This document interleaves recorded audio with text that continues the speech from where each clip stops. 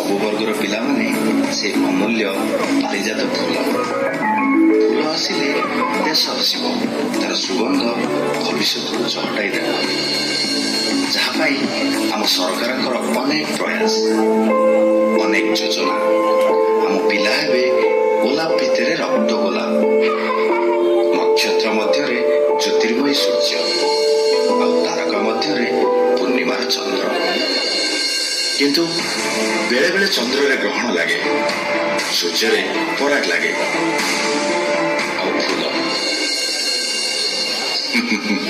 କୀଟ ଦଂଶନରେ ଅବା ଅଦିନ ଝଡ଼ରେ ଝଡ଼ି ପଡ଼େ।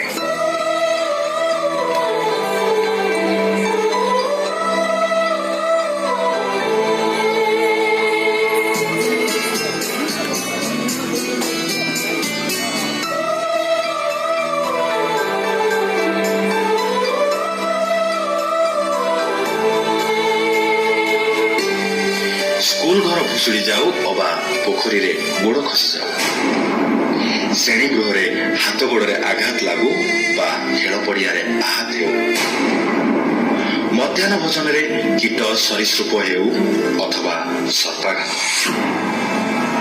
ଛାତ୍ରୀ ନିର୍ଯାତନା ହେଉ କି ବନ୍ଦ କୋଠରୀରେ ଶ୍ୱାସରୋଧ, ବିଦ୍ୟୁତ୍ ଝଟକା ହେଉ କିମ୍ବା କୁର୍ମି ଟାବଲେଟରେ ପାର୍ଶ୍ୱ ପ୍ରତିକ୍ରିୟା, ଏହିପରି ଅନେକ କାରଣ ପାଇଁ ଆମ ପିଲା ପାଠ ପଢ଼ାଠାରୁ ଦୂରକୁ ଚାଲିଯାଆନ୍ତି ତ କେବେ ଅଭିଶପ୍ତ ଫୁଲ ପରି ଅକାଳରେ ଝଡ଼ି ପଡ଼ନ୍ତି।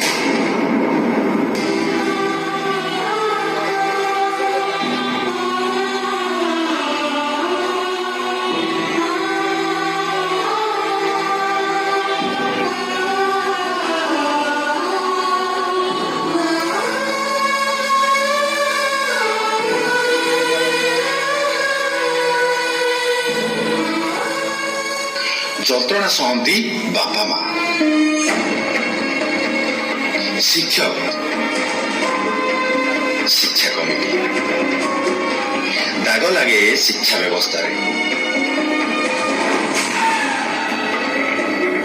ଏଥିପାଇଁ ଦାୟୀ କିଏ?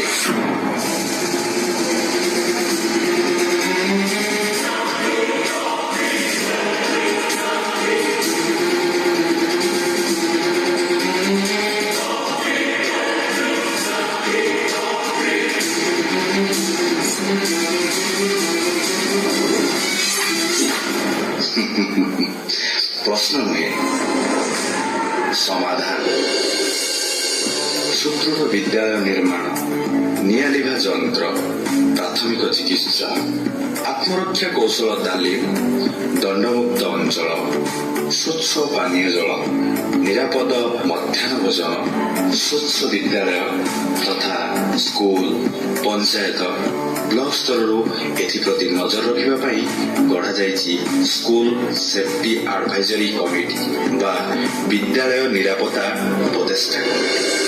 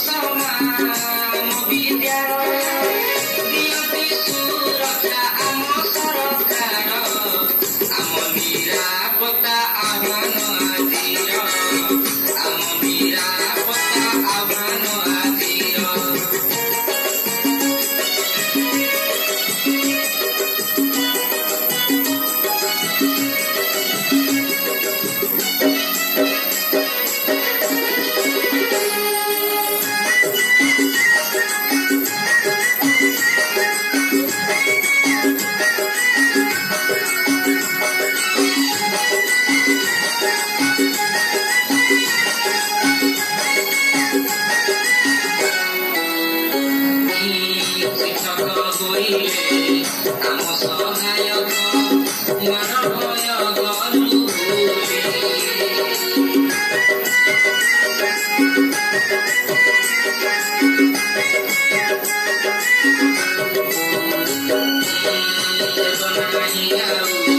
ଶିଶୁ ନିର୍ଯାତନା ଆଇନିଲେ କୀର୍ତ୍ତି କୋରେ ମଧ୍ୟାହ୍ନ ଭୋଜନେ ପରଖାନିରେ ପାଠରେ ଖେଳରେ ଆମ ନିରାପତ୍ତା ଆହତ ହେବୁନି ପଡ଼ିକି ବୁଡ଼ି ଅକାଳରେ ଆଉ ଯିବୁନି ଧରି ଅକାଳରେ ଆଉ ଯିବୁନି ଧରି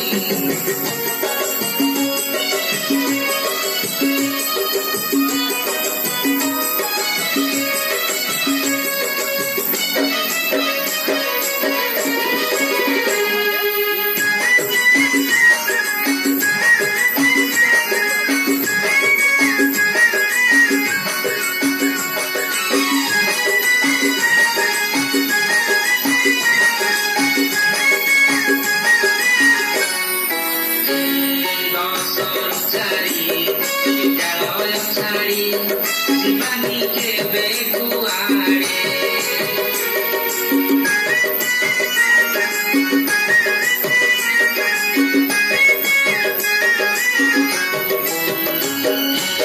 ଆତ୍ମରକ୍ଷା ଶିକ୍ଷା ଜରୁରୀ ଚିକିତ୍ସା ଶିଖିଛୁ ଆମେ ଯତ୍ନରେ ଶୃଙ୍ଖଳିତ ହେବା ସ୍ୱଚ୍ଛନ ଉଠିବା ଆମ ସୁରକ୍ଷାକୁ ଦୃଷ୍ଟି ଦେଉଥିବା ଜୀବନ ଆମର ଅମୂଲ ମୂଲ ଜୀବନ